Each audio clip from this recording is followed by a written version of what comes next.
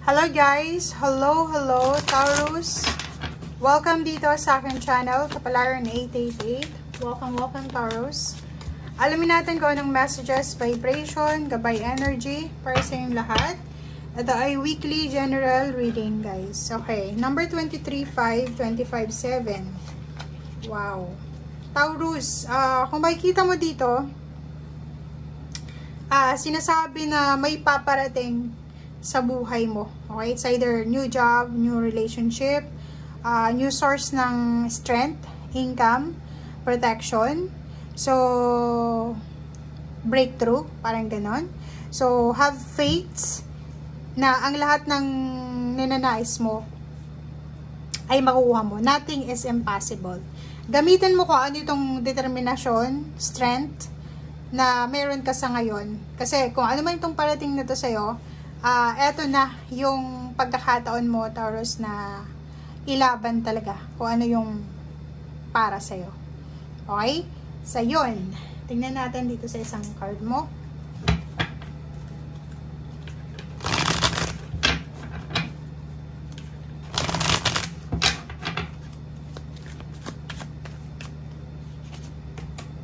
Okay, mental. Oh. Taurus, mag-iingat ka din sa linggong ito kasi posibleng maraming mga tao sa paligid mo na magbibigay ng sama ng loob sa'yo. Or pwedeng matitrigger yung emotion mo dahil sa sama ng loob. Parang ganon. So, medyo maguguluhan ka sa linggong ito kung ito ay tungkol sa relationship or family. Hindi mo alam kung sino ba yung paniniwalaan mo. And 2 plus 3 is 5. Medyo meron kang mga worries and fear ngayong linggong ito na hindi mo alam kung saan ang gagaling.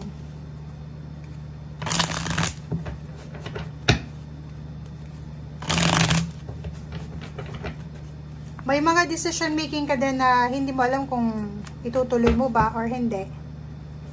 Confused ka. Conflict. Parang ganun. Okay. So, itong 4 cards na to, sinasabi ng barahan na sobra-sobra yung hope. Yung pagiging positive mo, sobrang positive ka tungkol sa future mo. Alam mo na yung ginagawa mo sa ngayon is needed ito para sa future mo. Okay?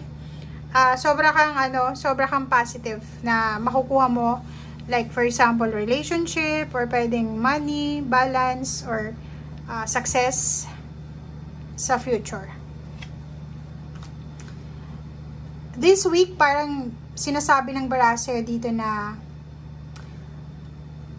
kailangan natin ng other options. Okay? So, huwag kang masyadong kampante. Like, masyado kang kampante. Anong tawag dito? Sigurado ba? 'Di ba? Kasi yung future natin, yun yung sinasabi dito na nothing is impossible. Walang imposible.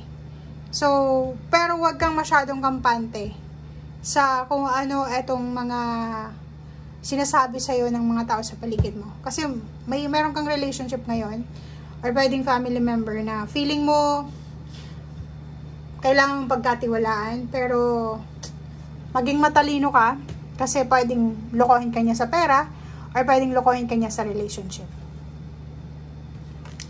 Okay. Meron din mga tao sa paligid mo na nakatingin sila. 'Di ba? Meron dito, Taurus, na taong nakatingin sila sa bawat galaw mo. Tinitingnan ka ito, 'di ba? Nakikita ka nilang nagsasuffer, masaya sila. Okay? Hangman, upright. I'm sorry, reverse. Sinasabi ng baraha sa'yo dito na marami kang plano na itutuloy. 'Di ba? Yung mga plano mo dati na hindi mo na ituloy-tuloy, ay posibleng ituloy mo na. So, yun lang. May mga taong hindi naniniwala sa'yo, hayaan mo lang sila. Huwag kang padadala sa kanila sa mga sinasabi nila. Ang nakikita ko sa'yo dito, parang pamilya mo lang to eh. Mga kapamilya mo. It's either travel. Gusto mong lumipat ng bahay, lumipat ng trabaho, lumipat ng lugar, or magbago yung takbo, magkaroon ng balanse yung buhay mo. Pero sila mismo, etong mga tao sa paligid mo, sila yung nagiging negative. 'Di ba? Instead na suportahan ka nila, wala eh. 'Di ba? Negative pa yung binibigay nila sa iyo. Okay? 'Di ba? Parating ka na.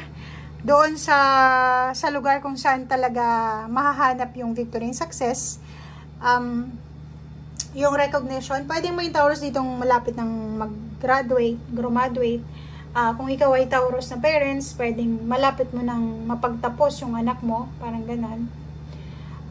Meron din ditong promotion, salary increase, inheritance, or lump sum retirement, peace and harmony, diba? So, malapit ka na doon sa pinapangarap mo. Kaya, nothing is impossible. Kaso lang, napapaligiran ka ng mga toxic na tao. Diba? And dito sinasabi ng barahan na naghihintay ka siguro ng suporta, naghihintay ka ng message, or ito yung talagang hinihintay mo. Diba? Matagal mo na itong minamanifest. Matagal mong pinagpipray mo na sana maayos na yung pamilya ko, sana financially maging stable na yung buhay ko, sana ma-promote na ako, sana dumating na yung kung ano man itong harvest season para sa akin, parang ganun. So yun, nandito ka sa 7 of Pentacles, ang tagal mo nang naghihintay, sobra-sobra yung sacrifices mo dito, hindi matatawaran yung sakripisyo mo, yung pagtitiis mo. So, kung ano man itong stability, kung ano man itong power na marireclaim mo, it's either 4 months from now, or kung ano man itong mahanap mong liwanag, or kung ano man itong mahanap mong blessings, or abundance, or kung ano man itong bagong biyaya, freedom, or yun, prosperity and abundance, success, trabaho, negosyo, reconciliation, or kung ano man to na makukuha mo, sinasabi ng barasa dito na deserve mo yan. Hindi yan yung parang swerte-swerte lang, kasi pinaghirapan mo yan. At ang damo na to, huwag kang matakot, kasi sino ba naman ang hindi matakot ang napapaligiran ka ng mga negative na tao. Instead na suportahan ka nila, hindi ka nila masuportahan kasi inggit sila. Ingat-ingat ka kasi nakikita ko sir dito, ang relationship mo ay hindi masyadong stable. Kung hindi ka pa naman kasal or girlfriend, boyfriend, live-in partner, eto yung kinakatakutan mo natatakot ka na pwedeng maghiwalay kayo ng karelasyon mo, or pwedeng natatakot kayo na hindi kayo humantong sa kasal. But nakikita ko sir dito na kahit naman maghiwalay kayo ng taong yan, since hindi pa naman kayo committed, hindi pa kayo kasal, makakatagpo ka ng isang tao na bagay sa karma mo. Kasi etong taong ito na siguro, sabi ko nga sir kanina, mayroon kang connection, commitment na hindi bagay sa aura mo, hindi bagay sa energy mo. Parang, siguro sa ngayon may karelasyon ka or girlfriend, boyfriend, ka-business partner, trabaho na, hindi talaga siya yung pang lifetime mo. Okay? So, kahit sabihin mo na 5 years na kami ng karelasyon ko, ng girlfriend ko, ng boyfriend ko, hindi ka pa sigurado dyan. Okay? So, thank you guys and see you again. Bye!